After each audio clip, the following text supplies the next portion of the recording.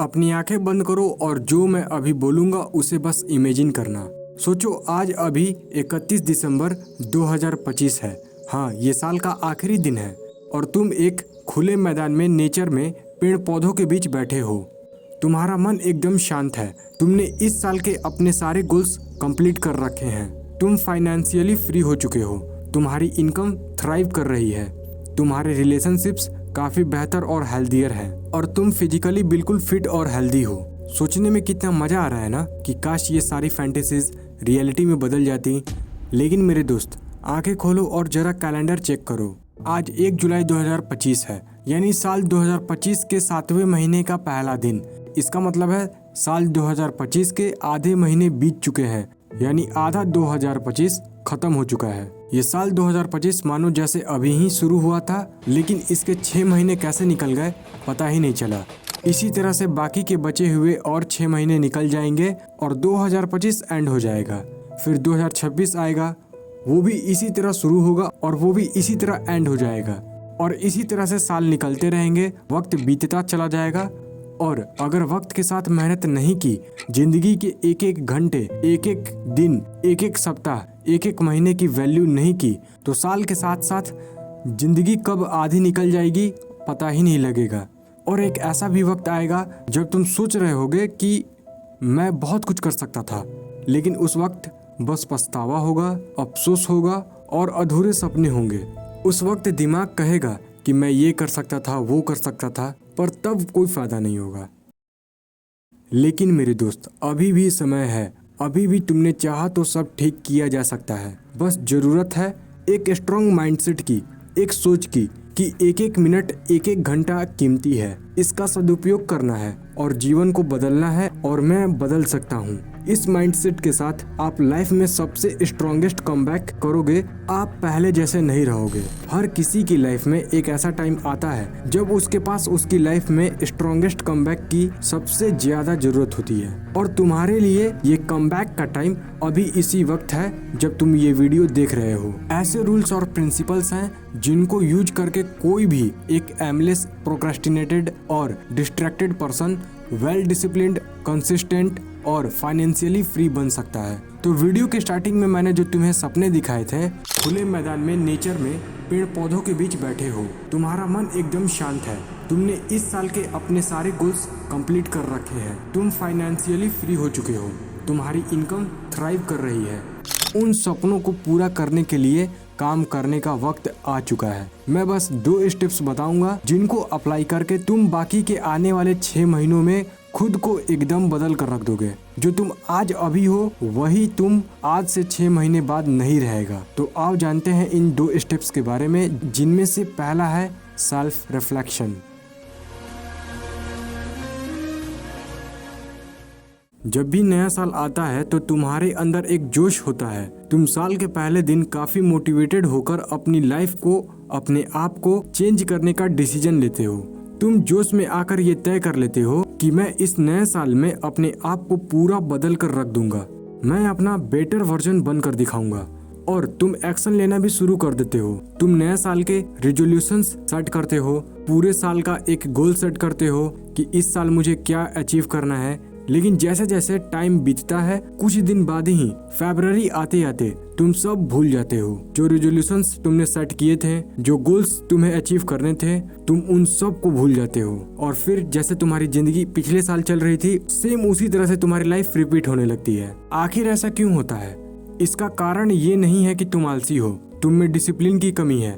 Problem ये है कि हम एक ही बार में सब कुछ बदलने की कोशिश करते हैं, जिससे हम किसी एक काम पर ठीक से फोकस नहीं कर पाते हैं और अंत में हम थक हार कर उस काम को करना ही छोड़ देते हैं। तो फिर इसका सॉल्यूशन क्या है? इसका सॉल्यूशन है एक छोटी सी हैबिट, एक छोटी सी आदत। ये स्मॉल हैबिट तुम्हारी लाइफ बदल सकती है, और इस स्मॉल हैबिट का नाम है सेल्फ रिफ्लेक्शन।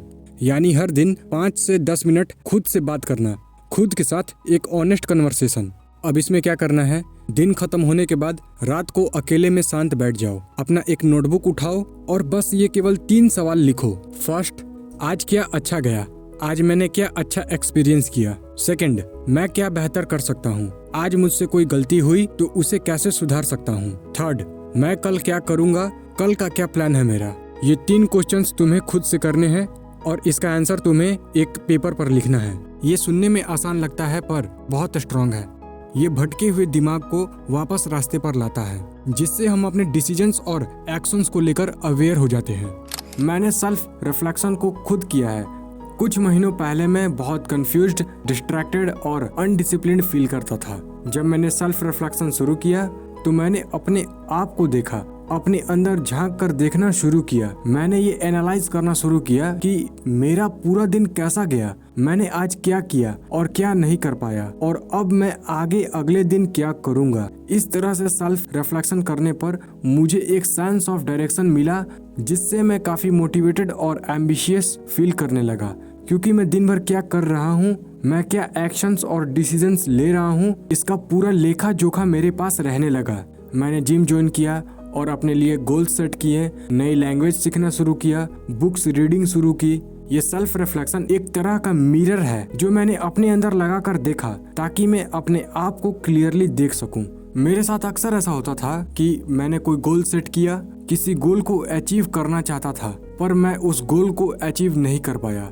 तो जब मैं सेल्फ रिफ्लेक्शन करने बैठता तो मैं ये समझने की कोशिश करता कि कहाँ मुझसे गलती हुई थी, क्या मैंने इनफ एफर्ट नहीं लगाए, क्या मैंने प्लानिंग सही से नहीं की, क्या मैंने अपना टाइम मैनेजमेंट सही से नहीं किया। तब जाकर मैंने इन सबको अच्छे से समझा और मैंने अपने बिहेवियर, अपने प्लान, अपने एक्शंस और अपने एटीट्यूड को चेंज किया, ताकि अगली बार मैं उसी गलती को दोबारा रिपीट ना करूं। बहुत कम समय में मुझे अपने पैटर्न्स दिखने लगे कि मैं कहाँ फंस रहा हूँ, कौन सी चीजें मुझे रोक रही हैं और कौन सी चीजें मुझे आगे बढ़ने में मदद कर रही हैं। इस तरह से मैंने अपने गोल्स अचीव किए और मुझे खुद पर कॉन्फिडेंस आया।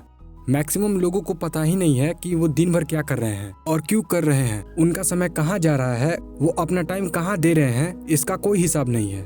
कुछ अता पता नहीं है कि क्या कर रहे हैं, क्योंकि सेल्फ अवेयरनेस की कमी है। और इसी सेल्फ अवेयरनेस की कमी के चलते लोग अपने गोल्स को अचीव करने में फेल हो जाते हैं। फेल होने का रीजन ये नहीं है कि टैलेंट या रिसोर्सेज की कमी है। फेल होने का रीजन है सेल्फ अवेयरनेस ना होना।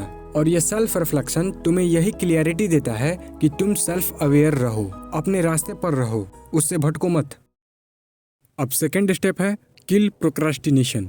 देखो दोस्त, तुम्हारी लाइफ लिमिटेड है, तुम्हारे पास बहुत लिमिटेड टाइम है। जो तुम ये हमेशा सोचते रहते हो कि यार अभी तो बहुत टाइम है, थोड़ी देर बात करता हूँ, यही सबसे डेंजरस है कि तुम्हारे पास बहुत टाइम है। अपने टाइम को लिमिटेड करना पड़ेगा। डेडलाइन बनाना सीखो कि मैं इस काम को बस इतने समय में ही करूंगा, इससे ज्यादा मैं इस काम को समय नहीं दूंगा। मैं इस काम को केवल 3 महीने ही करूंगा, 3 महीने बाद मैं भूल जाऊंगा कि ये काम एग्जिस्ट भी करता है, मुझे इस काम को करना भी है। इस तरह से डेडलाइन बनाना पड़ेगा। लेकिन पहले काम को करना शुरू तो करो। तुम आने वाले कल पर अपना काम टाल रहे हो और काम को टालते जा रहे हो कि कल से करूंगा, ये जानते हुए भी कि कल कभी नहीं आता। कल किसने देखा है? कल तो कुछ भी हो सकता है। हो सकता है कि कल सब खत्म हो जाए, हो सकता है कि कल आखिरी दिन हो, कि कल सब कुछ खत्म हो जाए, तो तब क्या करोगे? और यही बात संत कबीर भी बहुत पहले कह के जा चुके हैं। काल करे सो आज कर, आज करे सो अब, पल में प्रलय होएगी, बहुरी करेगा कब। देखो, हमारे दिमाग को आराम पसंद है, इसे कोई तकलीफ पसंद नहीं है। ये काम को टालने के लिए एकदम नई नई और जबरदस्त तरीके निकालेगा कि कैसे काम को करने से बचा जाए, क्योंकि हमारा माइंड कुछ इस तरह से डिजाइन हुआ है कि हमें कोई तकलीफ ना हो। हमारा दिमाग रिस्क लेने से डरता है, ये बदलाव से डरता है। ये चाहता है कि जो जैसा चल रहा है चलने दो, क्या जरूरत है बदलाव की। जरा अपने आप को देखो, अपने पेरेंट्स को देखो, अपनी कंडीशन को देखो, अपनी फाइनेंशियल कंडीशन को देखो। इन सब को देखकर तुम्हारे दिल के एक कोने से यही आवाज निकलेगी, मुझे बदलना है, मुझे सब कुछ बदलना है। क्योंकि बदलाव प्रकृति का नियम है, इसलिए बदलाव से डरो मत। देखो, आज नहीं तो कल तुम्हें काम करना ही है।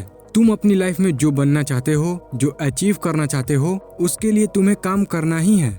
अब चाहे तुम उस काम को आज करो या कल करो, चाहे हंस कर करो या रो कर करो, कर्म किए बिना नहीं रह सकते। तो क्यों ना शुरुआत आज से ही की जाए। होता क्या है कि तुम काम को शुरू भी कर देते हो, लेकिन तुम्हारे मन में एक डर बैठा होता है कि कहीं मैं इस काम में फेल तो नहीं हो जाऊंगा, कहीं ऐसा तो नहीं होगा ना कि मैं इस गोल को अचीव ही नहीं कर पाऊंगा, कहीं ऐसा तो नहीं हो जाएगा कि मैं इतनी मेहनत करूंगा और मुझे कोई रिजल्ट ही ना मिले, या रिजल्ट मेहनत के हिसाब से ना मिले। यही सब सेल्फ डाउट के चलते तुम काम को शुरू ही नहीं कर पाते हो, या शुरू भी करते हो तो तुरंत छोड़ देते हो। लेकिन ध्यान से समझो, इसी को कहते हैं प्रोक्रेस्टिनेशन। यानी तुम्हें पता है कि तुम्हें क्या करना है, लेकिन चाह करके भी तुम्हें उस काम को करने का मन नहीं करता।